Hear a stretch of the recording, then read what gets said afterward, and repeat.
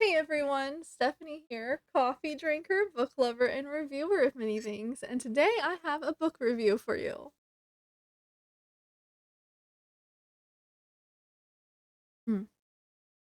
Also, still a mess behind me. A lot has happened, and yeah. So, I haven't had much time to clean or read, but I finally got my hands on the Enchanted April. Oh, look here. Um, it is one, two, three, four. The fourth one on our adult reading challenge, the 2025 reading challenge. And okay, so I wanted to read it in April, and I wanted to actually like read because I had been listening to a lot of books, and I got put on a wait list for the library. What's it called? Found list. I wrote down what I read it on, and it took me a long time to read it. It took like the whole like 2 weeks that you can rent a book. And when I was done reading it, I was like, "What did I what?" So I went back and listened to it. There is a free it's free on Audible also. So, yeah, I did that. I listened and I read this one, and I liked it. I think like okay, let me read you what the synopsis says. Okay, first, The Enchanted April by Elizabeth von Arnim. Arnim? You know me and names. It has a 4.5 star rating on Audible and a 3.4 on Goodreads. I gave it like a 3.5. So take that as you will. Um, it says, oh, Goodreads has a lot more of the summary than this, but that's okay. Um, it begins in a woman's club in London on a February afternoon.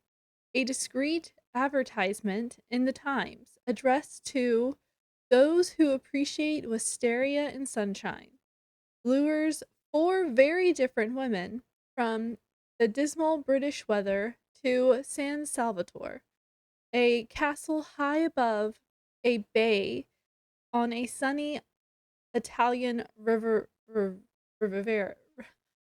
oh my gosh, I can't say it. River. Okay, river. Rivera. Yeah, that's the kind of week we've been having. Okay, it's Riviera. Okay, I'll put it up here. Say it how you will. There, there, the Mediterranean spirit stirs the soul of Mrs. Al Albernot, Albernot, something like that. Mrs. Wilkins, Lady Caroline Dester, and Mrs. Fisher. A remarkable change occurs. That is what, like, what? Um, yeah. So now I'm gonna read you what I wrote down in my little book lovers journal here. And yeah, I wrote a lot. Oh, this page has a quote from an author. It says, "A book must be the axe for the frozen sea within us." France Kafka? France. France. Okay. The Enchanted April. Author Elizabeth von Arnim. Genre: fiction? Historical fiction? Question mark? Because I wasn't sure. Um, a publisher of the one that I read was Walking Line Press, and the one that I listened to is Audible Studios. Um, it was a about 23 pages. Whenever you're reading a book on an iPad or a Kindle or a tablet type thing, the pages are a little different than if it was a book, so that's why I put about. And it was 8 hours and 9 minutes long. Oh, also, um, the little bubbly genre bubbles that are on Audible say classics, feel good, fiction, funny, genre fiction, heartfelt, historical fiction, literary fiction, romance, witty.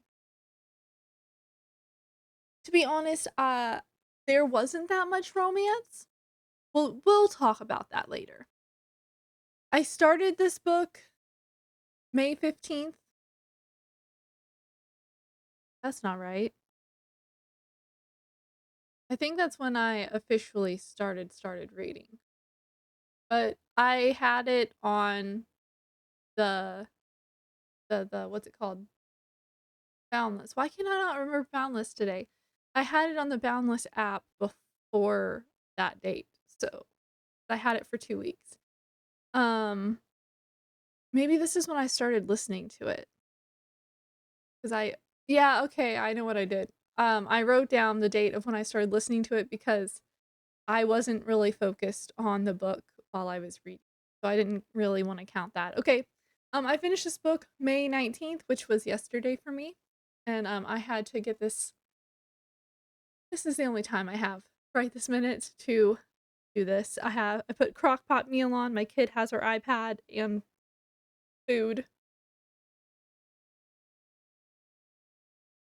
It's been some time. Okay, why did I choose this book? I put this on my very long TBR a while ago. I don't remember why I put it on there other than someone must have said something really great about it and I saw it in multiple places. Or like a few of the book YouTubers that I watch have talked about it or pointed to it and was like, "This is a good book. You should read it." So it went on my list. Um, why did I choose it to read right now? I wanted something springy. I wanted something that I thought would be fun to read, and I thought it'd be interesting to read about London and Italy because I read a bunch of American stuff or a bunch of apocalyptic stuff, what what if this and what if that. So I wanted something that was just they didn't write stuff like that in the 1920s. So I wanted something normal. Normal? Plain. Anyway, my overall rating was a 3.5, 3.5 books. Okay. Would I recommend? Yeah, maybe. If you're interested in this kind of stuff, we'll talk more about the book in a minute. This author has also written a book called Vera, Elizabeth in Her German Garden, Love, The Pastor's Wife, and The Solitary Summer. Okay, so first off, I gotta do the warnings. There is brief talk of the death of a baby. Um, you don't know if it was a miscarriage or if it was after the baby was born. It doesn't go too far into that, but you kind of understand that that might have been where her and her husband kind of went different ways in their life. Um, and this talks about spouses and, particularly husbands, and, not being in love with your husband, which I think we all love our husbands or spouses, but sometimes they just really get on your nerves and you just need a break from them. Um, so, like, I get it. Um, okay, so I'm gonna write what I wrote, and then I'm gonna go further into m other stuff. Okay, review. This book has a lot of details, sometimes to a fault. Yeah. Um, 4 women who know nothing about each other rent a mansion that they know very little about. The point of this book the point of view of this book was told in, like, bouncy, like, this person and this person and this person.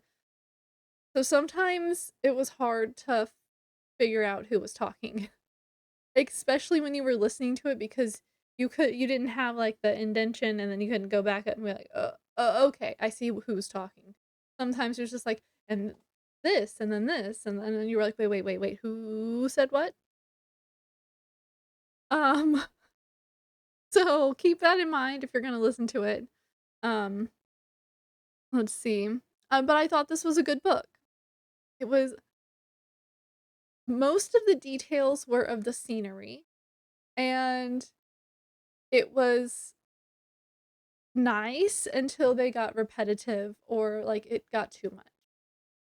Um, they all just needed a month-long break from their lives, but once they got to the mansion oh, but sorry, but once the mansion, the views, the vacation started to work its magic on them, the 2 with husbands wanted them to be there, and the young lady realized she was a spoiled brat and wanted to change. The old lady started feeling younger.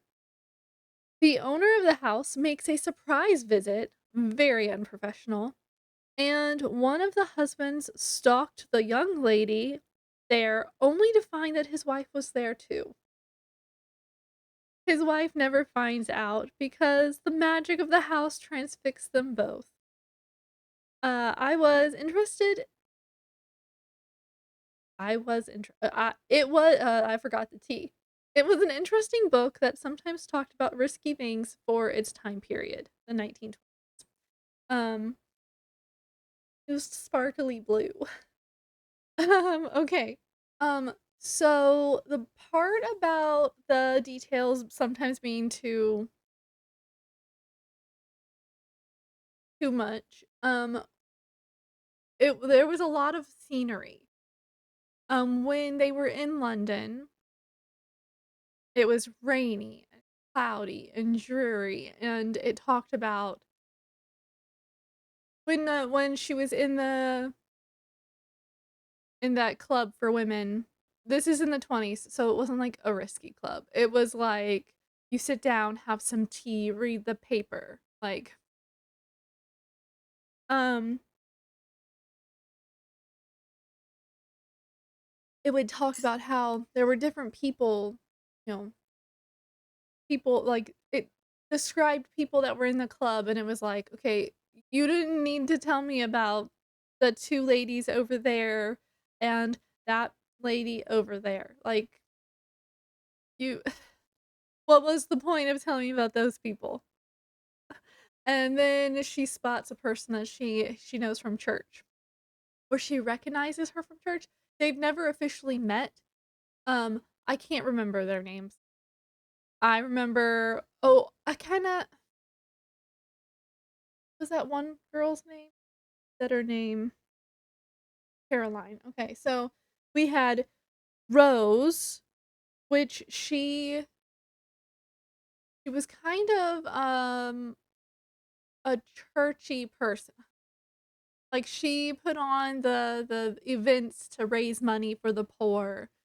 But her husband was a writer, and he wrote under a pen name, so no one knew that she was with that they were together. And he wrote about certain females' lives that, Okay, I think it was, like, Playboy stuff, okay? I think that's what she that I but that's not exactly how she said it, but that's what popped into my mind when she described it. Um, that was Rose or Mrs. Wilkins, and she's been struggling because her and her husband she's the one that lost the child. Her and her husband because after that, I'm assuming is when she found God, and she's like, "Oh, what you're doing is not okay." But he's making a bunch of money and taking care of her. So, she just squirrels the money away into, like, a nest egg just in case something happens. Maybe he decides to leave or, um, something. I don't know. Maybe he dies. She's been saving money.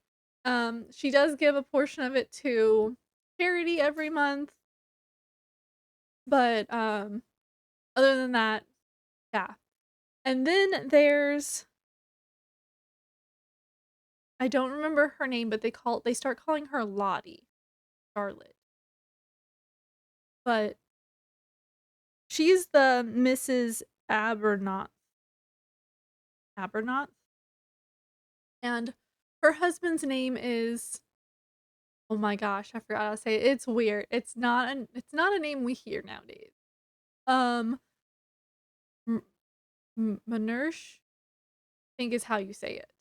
And he thinks of her as like a child almost. Like he belittles her. He doesn't think she's smart. He doesn't he only introduces her to people when he has to because of his work. Um, it they're very estranged. Okay, so like she doesn't see him much. He's not affectionate towards her or anything like that. You don't know much about them. You know that when they got married, her dad or mom or family gave her a nest egg and she gets like an allowance monthly from her parents. And instead of using it on like he her husband told her, "Don't go spending it on willy-nilly. Don't go spending it on fancy clothes or anything like that." So she's got some money saved up. And her and Rose are in the same London club at the same time, and she had read the paper and she's been daydreaming about going there, and she's like, "Well, I could. He always says that I should use the money for a rainy day, and it's, like, nonstop raining here."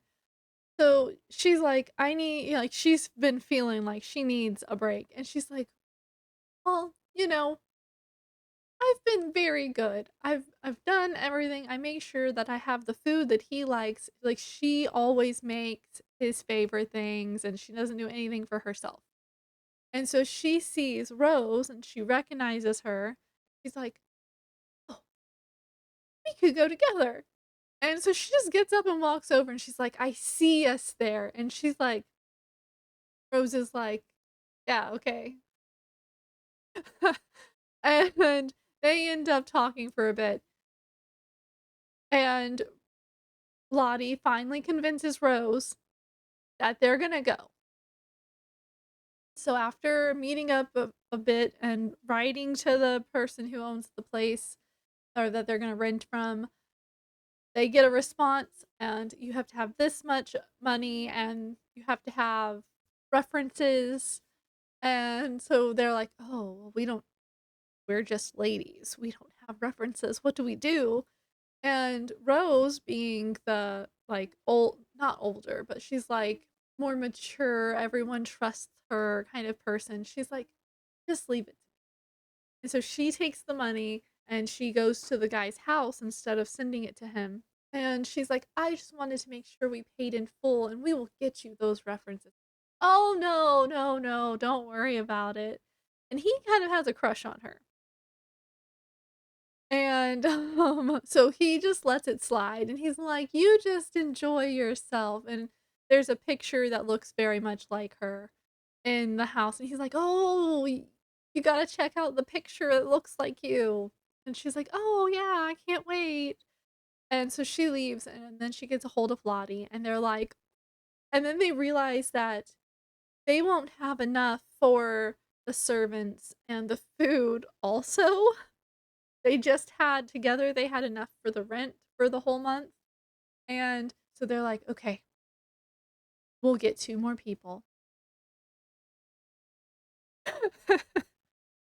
And so they put an advertisement in the paper, and 2 more people get a hold of them. And one happens to be Caroline. Um, she's the younger one. She's very rebellious, and she wears kind of rebellious clothes, for the time period, of course. And she's not gonna get married because all guys do is lose their mind over the way she looks and the way she talks. And, so really what she's doing to go she's going there and using it as, like, a mental retreat. Get away from everyone, don't have to worry about anyone looking at her, think about her family and, like, how she's gonna be in the future. That's what she's decided. And when she gets there, she makes it very clear she wants to be left alone. Like, she goes out and sits where no one can see her very often and just, like, daydreams or sleeps out in the sun. And then there's the older woman, Mrs. Fisher.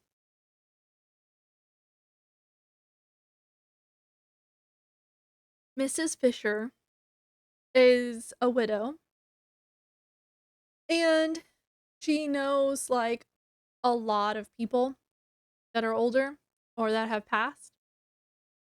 Um, so Mrs. Fisher is an older woman. So she has older thoughts on marriage and how a lady should be, and ladies should not smoke, and ladies should not drink. And um, Caroline tells someone that she has a headache, get them to go away. And Mrs. Fisher is like, "Oh, you need to take castor oil." And no one wants to go, and Lottie is like, "Oh no, she just wants to be left alone." Lottie is kind of she's like a seer. Okay? Which sometimes people point out in this book, and then sometimes they just go with it. They're like, "Yeah, okay. Well, Lottie, sure." Um and it's not until the end that everyone's like, "Oh, let's trust Lottie." Um, Except for her husband is still a little on the edge, at the end. But Mrs. Fisher comes around. In the beginning, she's this gruff old woman with a deep voice, and she's like, "This is how things are supposed to be," and she's the matron, and um, and she believes that husbands should sleep in the same rooms as their wives. And while that happens, it's only after she's like, "Oh, well, I wrote to my friend Kate. I'm just waiting to hear back from her." So she walks with a stick. She claimed the biggest room in the house, and it had a sitting room, and then it had like a balcony type thing. It had battlements on it, and when she found out that another door led out to it, she went into the room, had the servants move a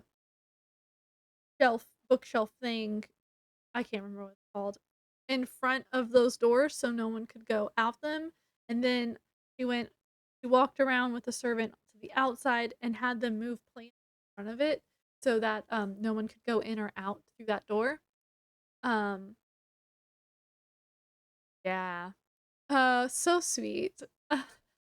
um yeah. So when the younger ones start talking about how men can be irritating, um, she scoffs at them. And she's like, "They are your husbands, you should obey them, you should do everything they want, you need to take care of them," and then to the younger one, she's like, "You do not understand because you are young, you're not married," you know? So, they do have some problems with her, but Lottie keeps coming back to the, "It's okay, you'll come around, everything will be okay, it's a peaceful place." Um, and then when the younger ones start getting closer and,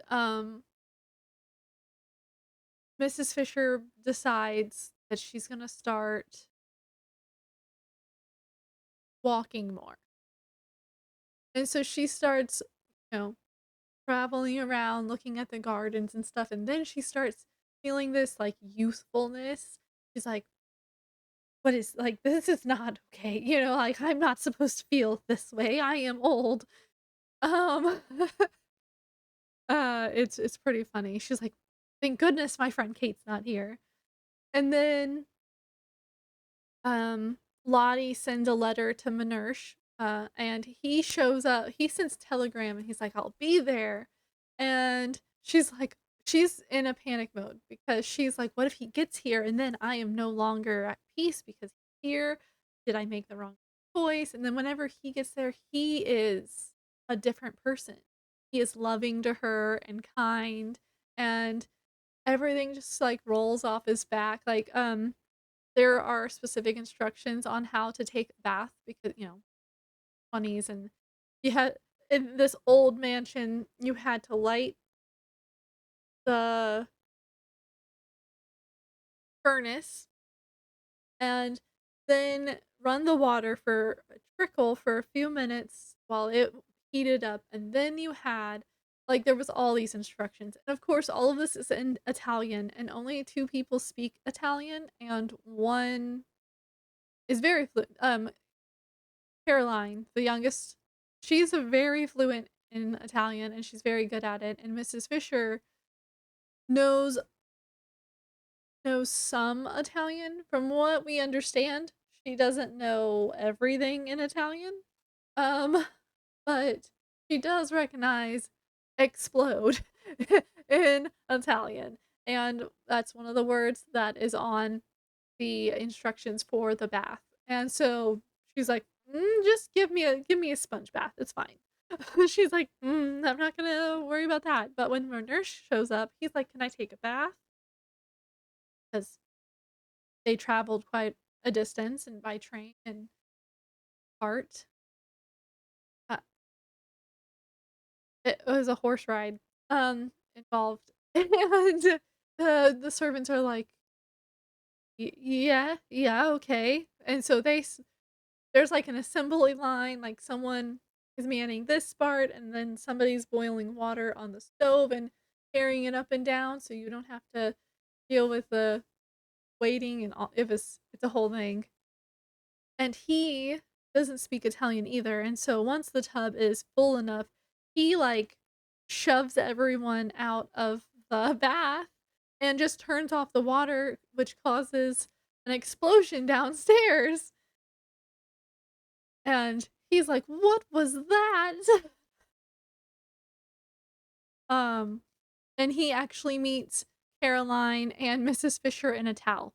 Like, he's wrapped in a towel, and he's like, but it just out of his mind, he's like, "Oh, well, it's nice to meet you," and he greets them like he had full clothes on, and which they find really weird at first, but then they're like, "It's this place."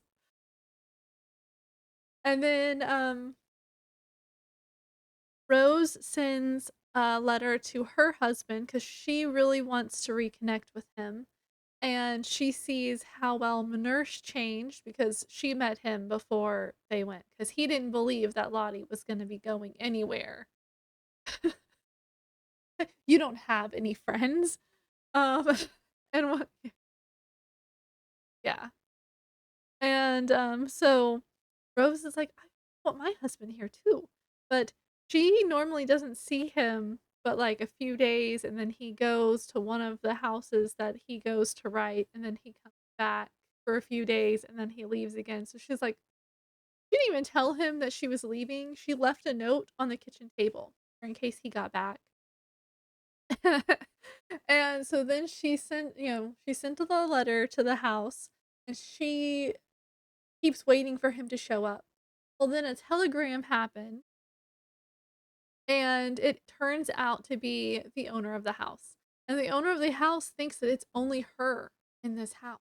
So then she's like, "Oh, good, not good." And her face goes white, and she's like, "I'm gonna go have tea." And she just like walks away. And the nurse is standing there, and he picks the letter because she dropped the letter. He's like, and she's like, "We're in for it." She thinks that something bad's gonna happen. And he picks up the letter and he's like, "Oh, oh, well, that's very nice that he's looking in on us." And she's like, "Yeah, he only thinks it's one of us." And he's like, "Well, if anything happens, I do insurance or lawyer type stuff. I don't know. He's the man to get you out of a sticky situation." And she goes off, and then later when Briggs, that's his name, the owner, he shows up. He asks the maid who answers the door, maid, cook, person, I don't know. One of the servants opens the door, and in Italian, because she doesn't speak English or any other language, she speaks Italian. He asks her if she will take him to the mistress of the house, and she says, "Which one?" And he said, "Excuse me?" And she says, "There are 4." And he's like, "Well, all of them, of course." Like, he just rolls with it too. He's like at first he's like, "Okay," like, and so she goes running around to tell everyone that he's there, and he's waiting to be okayed, which is nice that it's his house. It is, but they're renting it, so this drop-in is a bit weird to me. But the fact that he asks to be seen is nice. Um, and so while he's standing there, Rose comes down, and she was about to go take a walk and, calm down before he shows up. And she's like, "Oh,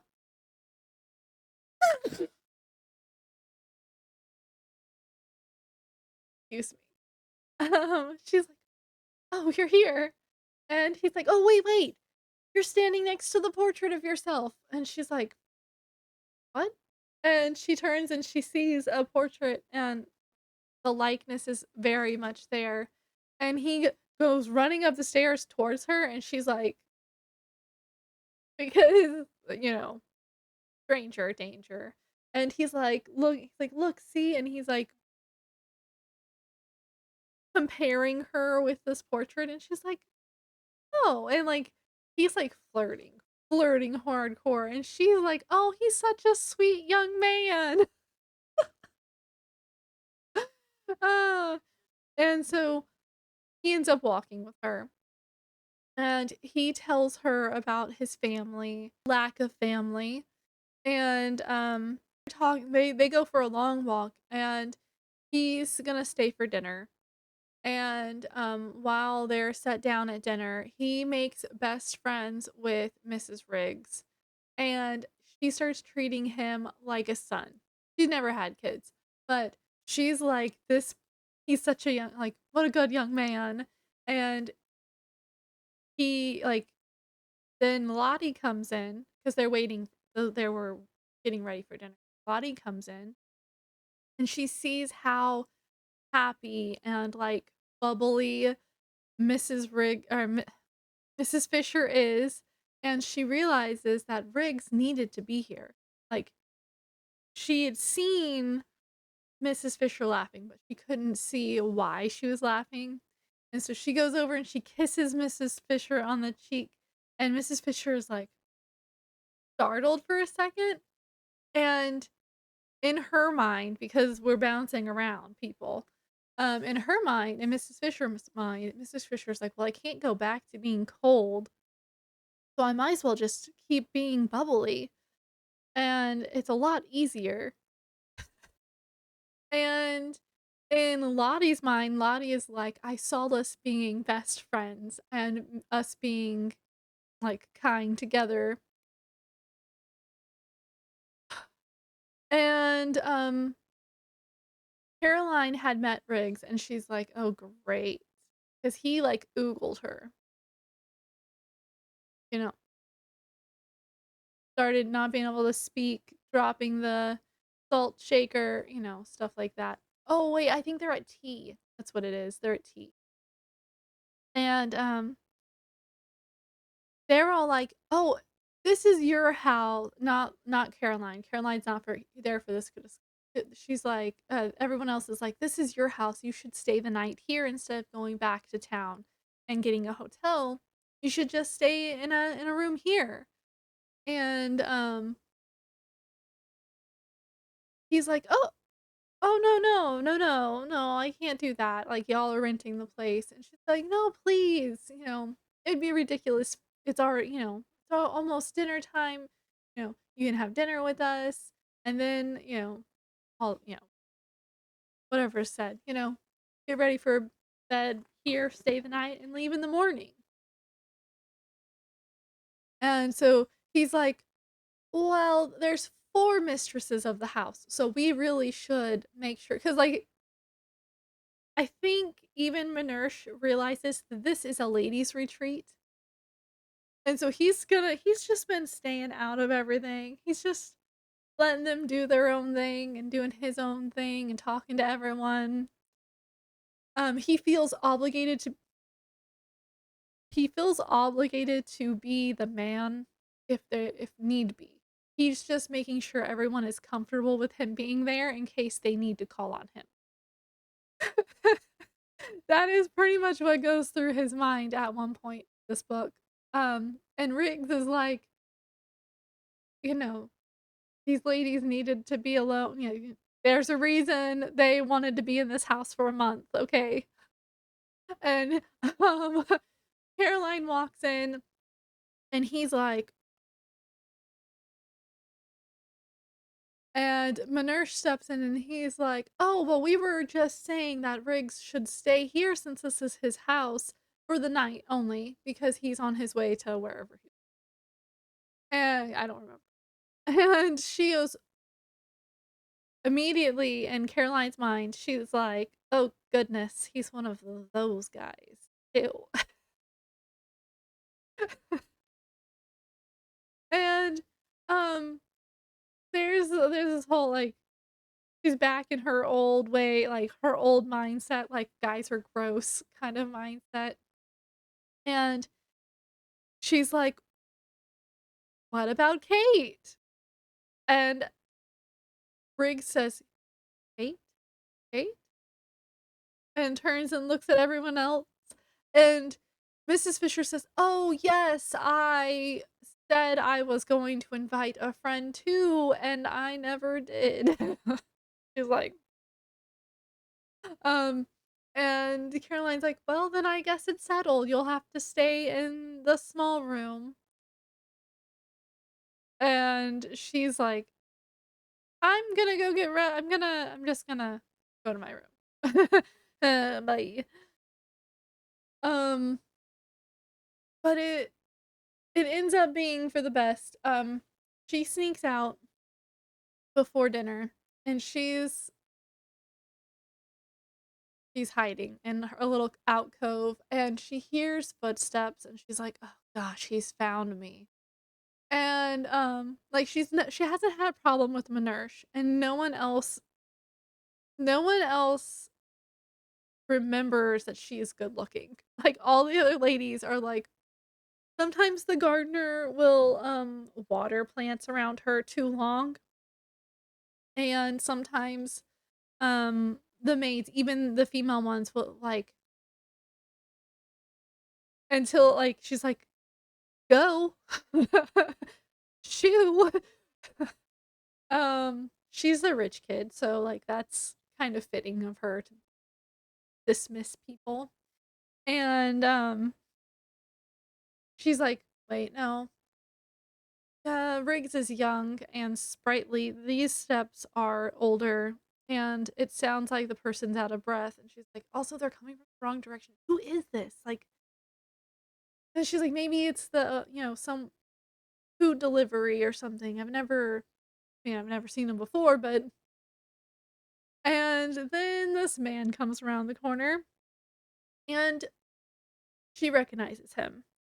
And he's like, "Oh, I'm so glad you're okay. Your mom said you were here." And she's like, "That's nice of you to check on me." And he's like, "Oh, yeah." And she calls him by a different name. I can't remember what the name is, but she calls him something. And he's like, "Yes, yes. I'm on my way to wherever, and I thought that I would just stop in and see if you were okay. Yeah, because your mom said you were in a mental retreat. Is it working? Or rest retreat is what it's called." And she's like, "Yeah, I'm fine. But do tell me about mother because we promised we wouldn't write to each other, and I do miss her very much. How is she?" And she like changes the topic from herself to her mom and her family really fast. And in her mind, she's like, "I never pegged him as," she calls them grabbers, the ones that are like infatuated, infatuated, infatuated.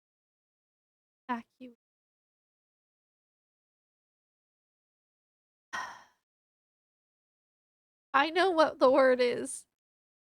My mouth is not saying it. Infatuated.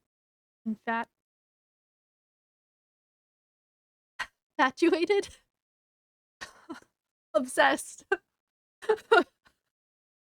Oh my goodness. She never knew that he was obsessed with her. So,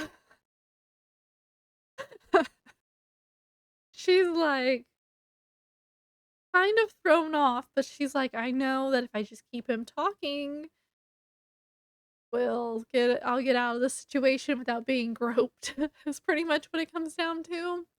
And, so she's like, "Oh, look at that. It's almost time for dinner. I have to go get dressed. Please stay for dinner. I'll send a maid to help you, find the dining room."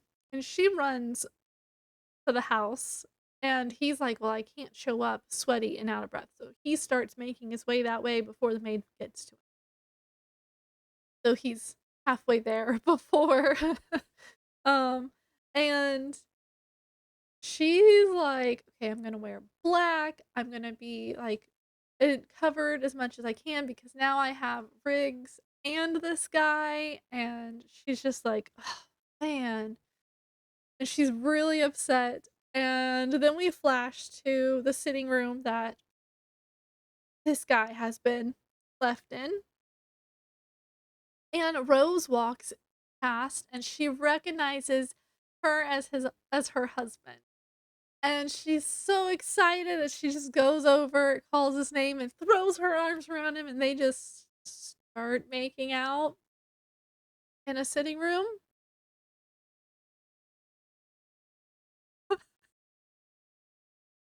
And in his mind, he's like, "Oh my gosh, my wife is here too?" And she's not making any sense to him because she's like, "I can't believe you got my letter. When did you leave?" And he's like, "Right away. Of course." And she's like, "I'm so glad you're here." And he's like, "I'm glad I'm here too. This place is beautiful." And when he was walking and the maid had pointed out, like, he doesn't speak Italian either, I don't think. I'm not sure, but like she was pointing to stuff, so he saw some of the grounds also. And so they're kissing intensely. And like what is said is they can't keep their hands off of each other. Or, they can't stop kissing. And then Riggs is like, uh, uh, uh, hi. And he's like, I thought, so widow, who is this man he's kissing? Because remember, Riggs was first into Rose. And Rose is like, this is my husband. And he's like, oh, oh, okay.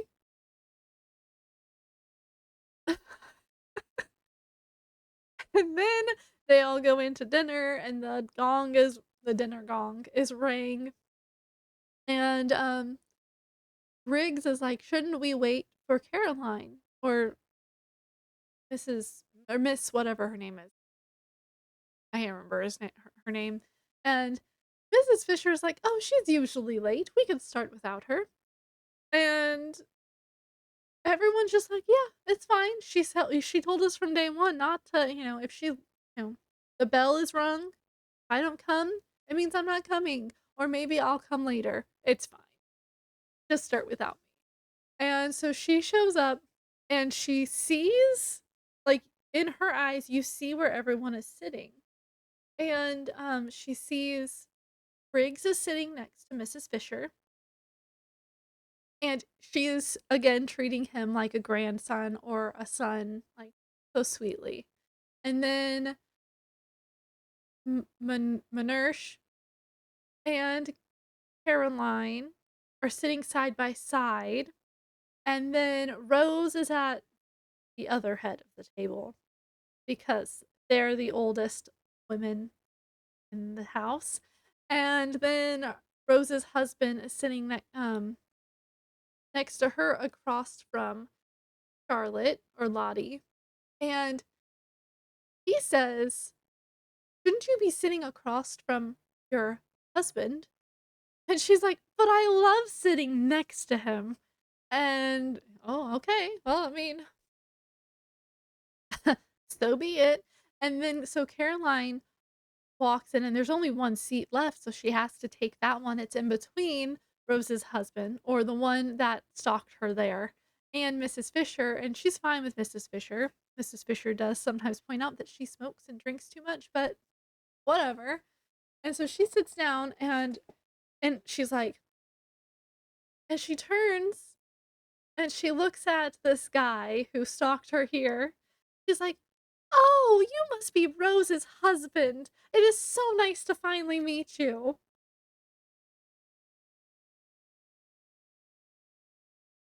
Later, after they're done eating and they start going their opposite ways, he meets up with her and he's like, "I just want to say thank you for being a man." And she's like, "Pardon?" And he's like, you saw the situation. You could have outed me to my wife. You could have said such mean things to me. And instead, you let that go and you just shook my hand like we didn't know each other. And she's like, you're welcome. Like, and then she's like, also, where's your stuff? And he's like, oh, it's at a hotel in town. And she's like, I'll tell the maid to tell so and so to go get your stuff and bring it here so it looks like you meant to be. And he's like, "Thank you. Thank you." Um, and so she does that, and then she goes walking out, and she starts thinking about Riggs and how oh, Rose and her husband go off and on a walk together. It gets funnier. They go off on a walk all cuddly together. And Manersh and Lottie and Riggs, they're standing together, and I think they're just being quiet. I don't know. Mrs. Fisher is inside next to the fire, and Caroline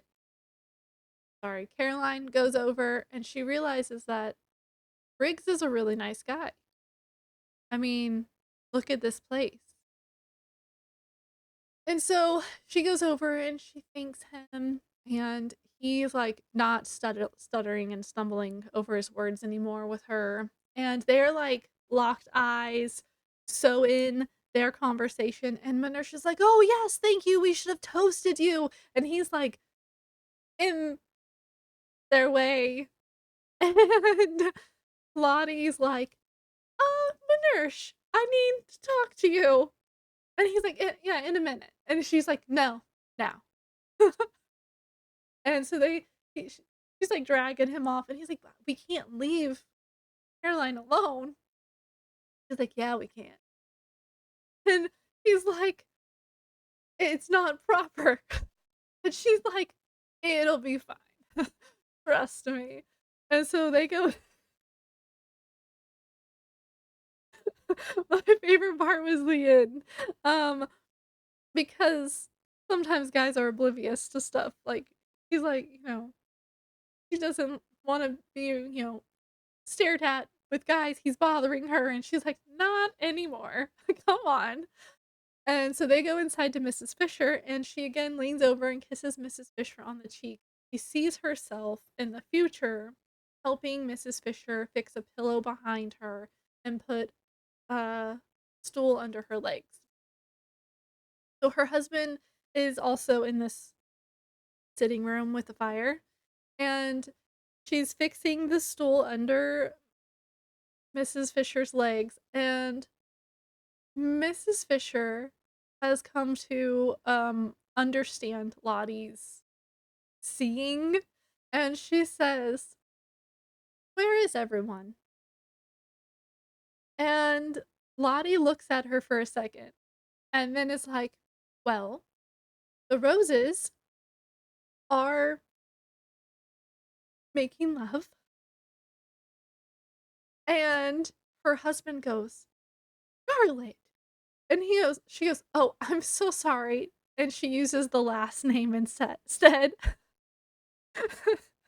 And Mrs. Fisher's like, and she's like, "And the Carol or in um the Charlottes or the Abernauts, if you will," like throwing shade at her husband, "are here with you in the sitting room. And the Carolines are out on the patio talking about their future." And she goes, "Oh, lovely." And her husband is like, "Now hear me. They just met." And she's like, "Yes, dear. I guess we could call them the future Riggses." And that, like, was pretty much how the book ended. And I was like, "Okay, I liked this book, but at the same time, it took a long time to get to the end. Like, this book could have been so much shorter." There were so many details. Um, that's it. I hope this I hope this video isn't 55 minutes. I did stop to talk to my kid a few times here, there, and I sneezed and I had to blow my nose and my allergies are bad. Um, so yeah, my coffee is cold now, but that's okay. Um, yeah. And that is The Enchanted April by Elizabeth on Arnim. Arnim. Arnim? Von Arnim? I don't know. I thought it was good. Anyway, let me know if you like my video. Give me a thumbs up.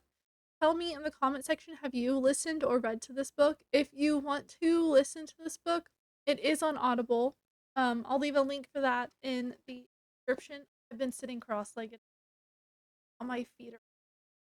Oh gosh. And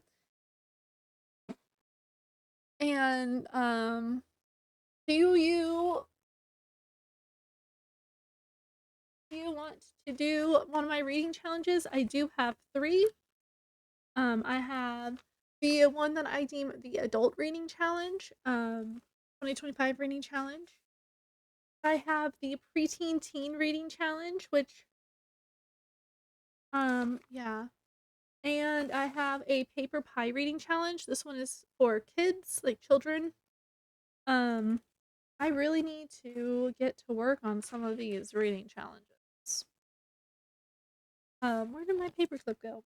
If you want a copy of any of these, I will leave the link for them in the description. It's to a Google Doc. So I recommend um printing it, and then you could check them off, or I like to highlight them. Um, I don't know. You could see I have a bunch of writing all over mine because I go through and I look at them on Amazon on Audible to see how long they are, and if Audible even has them. Like this Bird Cottage, I'm gonna have to buy. I'm gonna have to find it and buy it. Um, what else? There was another one that wasn't on there. Uh, some of the preteen teen reading challenge books are not available on Audible,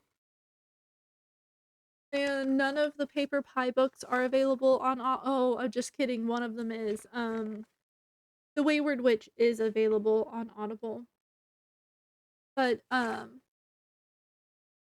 if you want to be a part of any of my reading challenges, let me know in the comment section and you can go ahead and print your list off. Just go to the description and find it. It should take you to Google Docs. This should pop up. If that doesn't work, please let me know. I think I finally fixed it. For a while, if you clicked on it, it sent me an email asking if it was okay, and I was like, "No, I just want them to be I don't wanna have to, say okay, and then a person never actually gets the list." So, I think I finally fixed that, so, if there's a problem, let me know. I will leave an Amazon link for the books for the adult challenge and the preteen teen challenge. Um, that way you don't have to go searching for the books and you know which ones I'm gonna be reading. Um, talk about uh yeah. Uh I'll leave a link for this book in the description. The Audible, the free Audible, and the paper book if that's something you're interested in. And I don't know what else to talk about. I'm tired. My kid hasn't been sleeping. I had a migraine for 3 days. Um, it's been before that, my mom was in the hospital for a few days. It's been some time. Everyone's okay now. My kid finally slept through the night last night. I don't know what past few days just been a it's just been. Um, yeah, okay, well, that's all I have to talk about, and I will see you on video. Bye. Oh, subscribe. Oh man, oh, forgot. Subscribe. If you're not sure if you want to subscribe, you can click face bubble down here. I'll take you to my do a lot of book videos. Sometimes I play through, and sometimes I'll just make random reviews on stuff that I like. And share this video because sharing is caring. And someone else might want to know about this book. All right, now I'm leaving. If I say anything else, I'm gonna go drink my coffee and edit this video. Bye.